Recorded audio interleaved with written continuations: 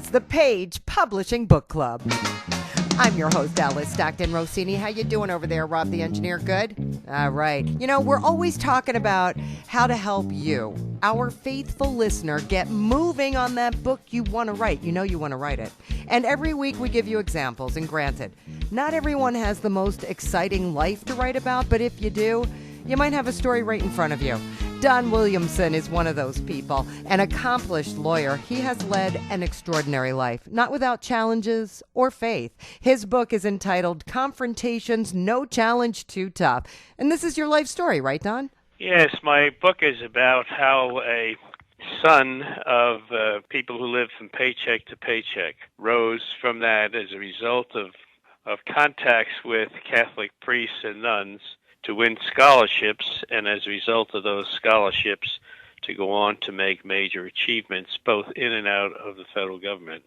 And of course I have been all the way to the United States Supreme Court, and I have won several awards, including B'nai B'rit's Humanitarian Award, which is very rarely granted to a Christian. And in addition to that, I have excelled in athletics as well, including golf and skiing. I have 3 children and 6 grandchildren, all of whom are scholar athletes and accomplished in one way or another in various kinds of sports. And this says to them that no matter how difficult life gets, there's always a way for you to continue to strive to find a way to resolve that difficulty. And it is designed to show them that I have basically been able to recover from some very difficult situations. And that they, too, with their capacities, they will be able, if they try hard enough and never give up, to achieve. So you're talking about your children and your grandchildren? Yes, that's correct. What were some of the difficult things that you had to overcome? Well, my father was a bus driver, and he lost all of his stores during the Depression, and then basically escaped over to a job as a bus driver because that was the only thing that was available to him during the times of the Depression. My mother was a Catholic school teacher, and notwithstanding that background, I was able, as a result of being exposed to Catholic nuns and priests, to be prepared to take scholarship exams, and as a result of winning those scholarship exams, I was able to meet people in all different kinds of exposures and to excel. I was also gifted, obviously, quite frankly, because of genetics, and each of the people that I talked about, because of the Depression or because of extreme financial difficulties, weren't able to achieve what their genes should have suggested that they do. So in other words, my grandfather, my paternal grandfather, came to the United States as a boatman, and he went on to become the head of a company that provided barges, and he wound up owning 4 blocks of real estate on the Hudson River.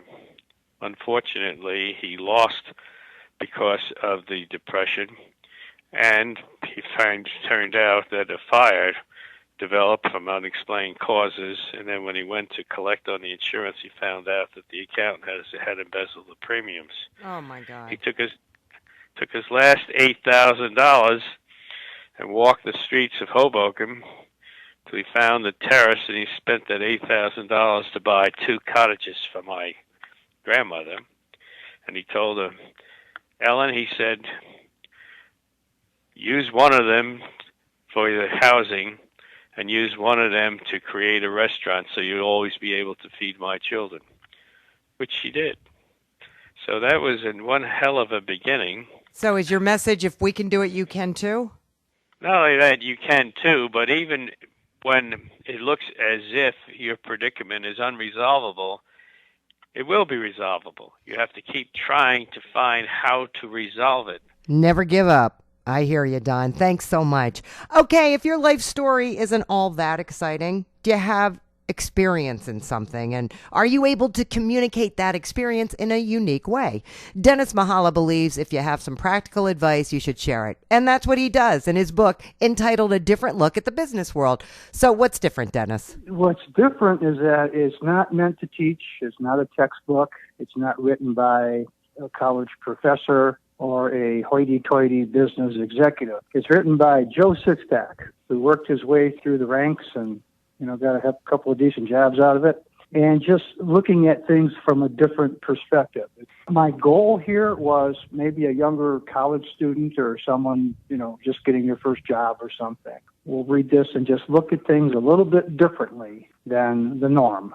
What did you do in the business world?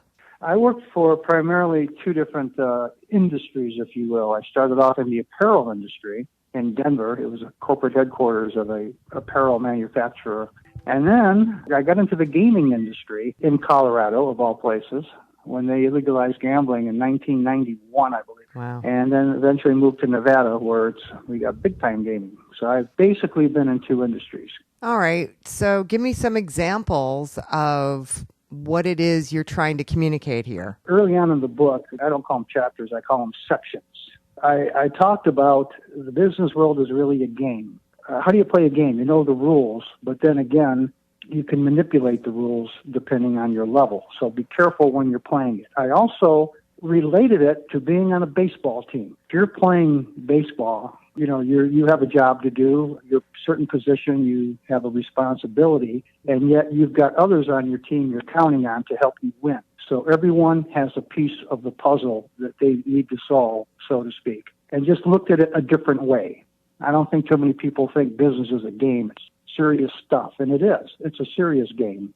Who are the players? The players are all the employees, and they all have a different role to play in the game. That was part of it. Another section is called Company Policy Smart or Not Smart. Every company, I don't care who you do, what is it you produce, a good, a service, whatever, how big, small. You do a lot of things right, but you also do some things that you probably could do better. So I try to get the idea out there. Take a look at what you're doing. Does it make sense? And if it does, could it be improved? On the other hand, if it ain't broke, don't fix it. And it's just a critical look at various policies. And, maybe you can make some improvements in certain procedures, processes, or whatever, just to make things better, more efficient, less cost, things like that. Another section which I take very seriously personally is called value system. And each company has their own value system, but you should have your own set of morals, values, standards, ethics. And you really don't want to work for a company that has particular values that you have a hard time dealing with. That doesn't mean the company's wrong. It just means you're probably not going to do a real good job for them because you disagree with certain ways of doing things that they're doing. And I just thought that was worth putting in there. This is all based on my personal experiences. Right in the introduction, I said, what does a different look mean? It means the different look is through my eyes. And I explain how I'm a retired guy. I'm a member of the baby boomer generation, an early baby boomer. And, an older person in a different generation looks at life, to include the workplace, differently than a younger person. Again, doesn't mean it's, good, bad, or ugly, right or wrong. It's just different.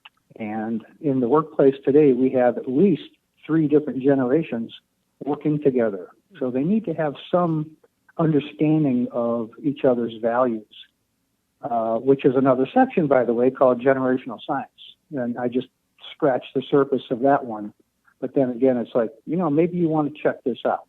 I even suggested reading some books throughout my book. I suggested reading other books that can enhance what I'm trying to say. Excellent, Dennis. Some great advice there. Thank you. Some people are lucky enough to have a real impact on society, and Michael Anderson is one of them. He wrote Wounded by Religion, Healed by Faith, A Gay Man's Dance with God. Now, what the title doesn't tell you is that, Michael, you played a role in Northwest Airlines becoming the first airline to join the Gay and Lesbian Travel Association in 1994.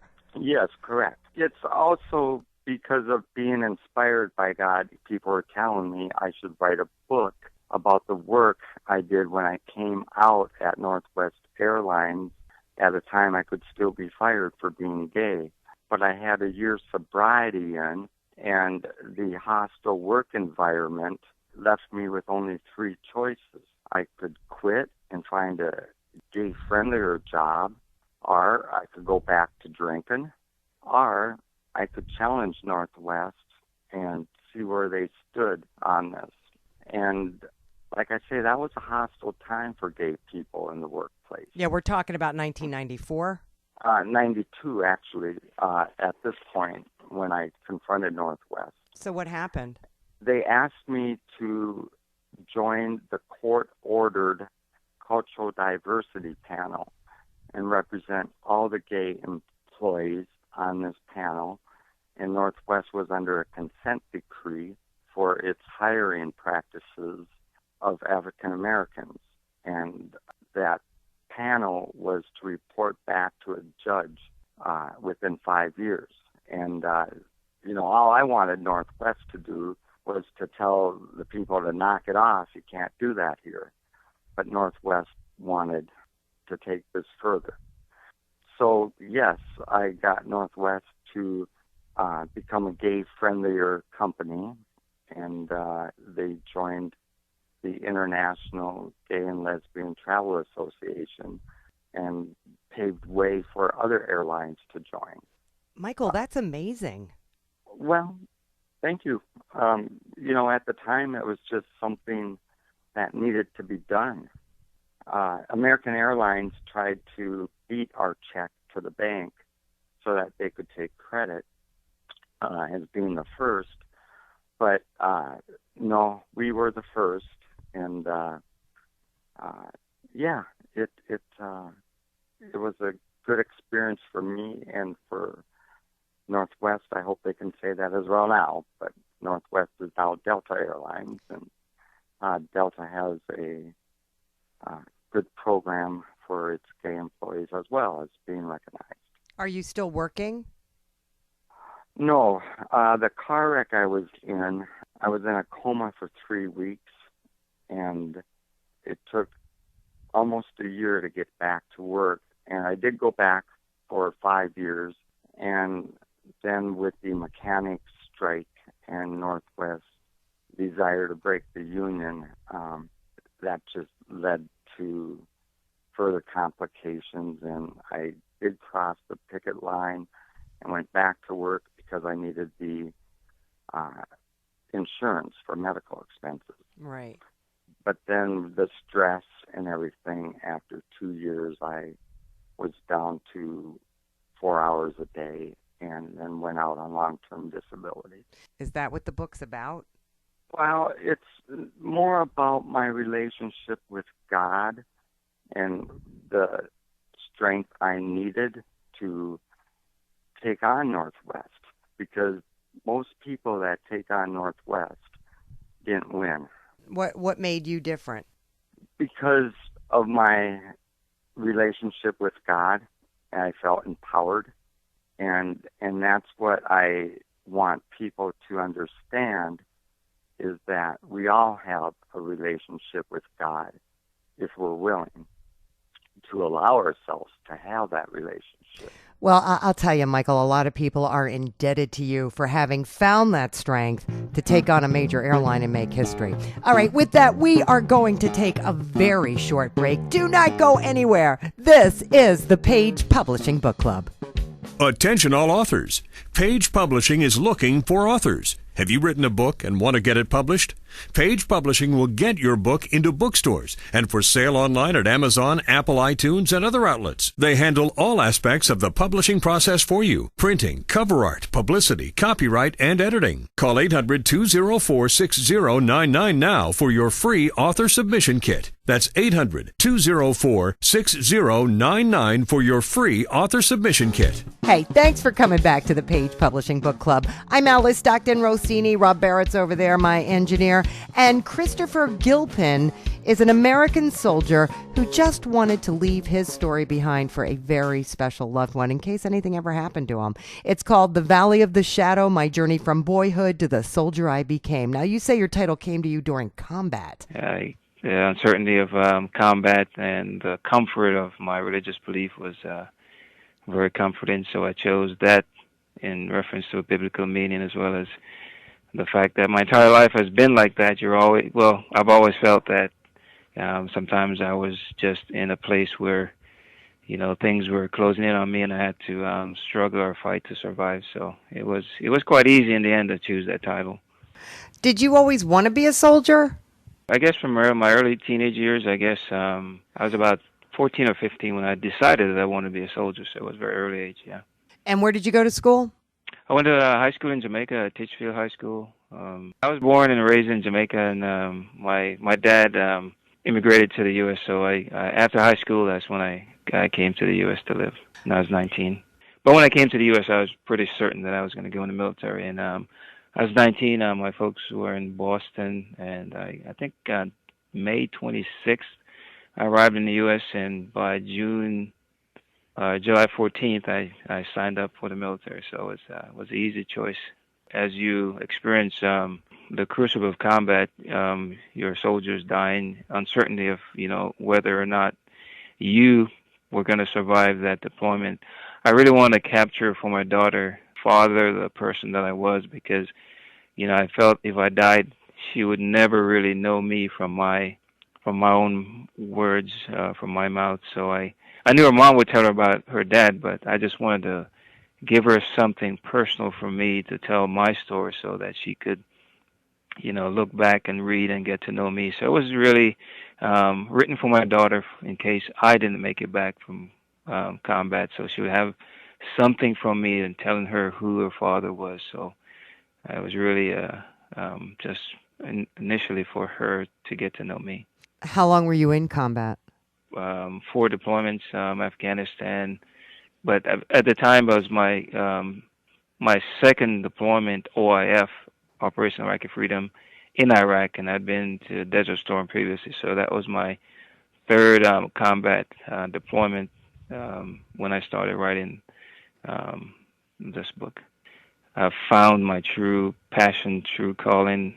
I'm very successful at what I do, and I enjoy serving my country and training and executing missions on behalf of our nation. So it's a profession that I truly embrace, and I'm proud to serve, and I'm glad that I chose this profession. It's combat arms, which means that we're not support, we're combat soldiers. We do the frontline fighting. But in the Army, as you become senior, you get to lead more than you're in the trenches. But I've always found a way to actually be in the trenches, so to speak, get my boots muddy with my soldiers. And now I'm a Army Service Component Command Sergeant Major. Nice, Christopher. And let me take this opportunity to say thank you for your service to our country. Hank Walsh is a hunter, environmentalist, and conservationist in the Midwest. He writes all about it in his book entitled A History of Conservation in the Continental U.S. So let me get this straight, Hank. You're on a cement truck? Yeah, and I'm parked waiting to unload, and if this truck moves and I get unload, I have no choice. The contractor, so I'd have to call it short. So, okay, great. Yeah, it's a history of conservation, something I've always wanted to do. Very passionate toward conservation, all conservation, especially wildlife conservation. I've been a lifelong involved with hunting and fishing. I am a state of Illinois hunter safety instructor, and belong to not every, but most conservation organizations. What is your biggest concern? It seems like the urban sprawl right now, what seems to be eating up the landscape, and of course you eat up the landscape, there's nowhere for the wildlife. We need to start preserving more and more land, for wildlife. I mean, there was a time in our history where wildlife was almost gone, and now it's back. That's mentioned in my book. What an incredible success story, because by the turn of the century, our wildlife was almost gone. And through the incredible conservation movement, today we have wildlife, we're abundant with wildlife. And that is huntable and non-huntable species alike. When the President Nixon signed the Clean Air and Clean Water Act and all kinds of various other things that were passed in Congress and by presidents, it sure helped out a lot. But there's a lot to it. But right now, that's what I'm seeing the most of. Urban sprawl? That's what I'm seeing the most of where I live in this part of Illinois. Okay. I live in the country. Hunting, fishing, it's just a part of my life. And I've been doing it since I was old enough to walk, as well as my dad, my grandpa, my kids. It's just a part of our life. And again, I'm just so passionate toward conservation. And I have wrote various books on history, on various things. And then when I had the opportunity, just something I want to do, and I did it. What's the takeaway for the reader? Probably the success story and what we owe it to conservation, what we owe to wildlife of America, to our natural resources. We don't want to lose that again. We almost lost that once, and we just can't do that. We all have to work together, that's for sure. Right now, I can tell you this, that hunters and fishermen through an excise tax is what pays for conservation. They're the ones that pay for it. They pay about 75% of all towards wildlife conservation. So it's, and all public, all people reap the rewards, if that's the right word, the rewards of conservation. So if people ever think that hunters are destroying it, in turn, hunters are saving it. Ma'am, I'm very, very sorry, but I'm going to cut this. You're going to have to move on with your cement truck. Okay. Well, listen, thank you for talking to me, Hank. Yep, and I thank you, Alice, and you have a wonderful day. You too. Ronald Whitlock has joined the Vampires Club with his book, A Vampire Love Story. It's called Eternal Love. And Ronald, I got to be honest with you, there are so many vampire love stories out there. You got to tell me what makes yours different. Well, mine is like a romance, like it says, a human. He's like new to this town, and he runs into a girl that he like just totally falls for. Like when you see someone and then you can't think about anything else. Everything, it's like you're the only two there. So, yeah. And then later he finds out that she's a vampire. And it just kind of goes from there. The thing that makes it different is that there's a entire like army of vampires that want to basically destroy humanity. And I've never heard of anything like that before. It's almost like they're trying to destroy the world. An army of vampires trying to destroy the world. Yeah, there's the good vampires and the bad ones, and the good ones are trying to protect humanity against the bad ones who want to just destroy everything. When did your fascination with vampires begin? Oh, when I was in elementary school. I used to watch a lot of vampire movies. The Anne Rice novels, I used to read those and watch her movies. And then, of course, Bram Stoker's Dracula, one of my favorites. Just sort of went from there. How long you been writing? Well, I've been writing off and on since elementary school, just little short stories and stuff. How long ago was that? Oh, I'd say probably 25 years ago, at least. So now was the time to get your first book published? Yes. I've heard that a lot of people have this problem where they don't think that their stories are good enough to be published. So my mom is actually the one that talked me into submitting because I felt that way up until I was actually accepted. Did you send it anywhere else? I didn't. That was actually the first place I sent it. Oh, how'd you find out about it? I was watching TV and one of the ads on TV came up. A lot of people see it that way, either that or a radio ad. What do you do when you're not writing? I work at Walmart. So you're able to find time to write? Oh, yeah. I do it on my lunches, on my breaks, and then when I get home at night, I do a lot of it, too. So do you have stuff stockpiled? Oh, yes. I've got the series that we're talking about right now. I've got 4 books done for it already. You've got 4 books done? All you have to do is send them in? All I have to do is re-edit them because I edit them before I send them in for them to edit so that I can change anything that I want to change. And then submitted the second one, and they accepted that one already. That's great. All right, so how does a human carry on a love affair with a vampire? Just like any other person, she tries to be, I guess you could say, understanding of, who he is, that he's human and he can't do all the things that she can do.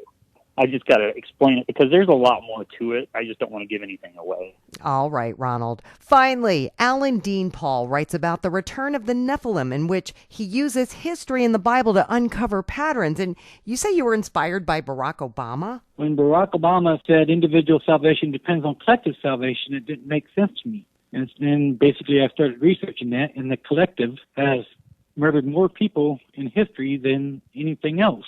It's like the communist government, for example, and the mantras, was where I start with the collective movement in my book.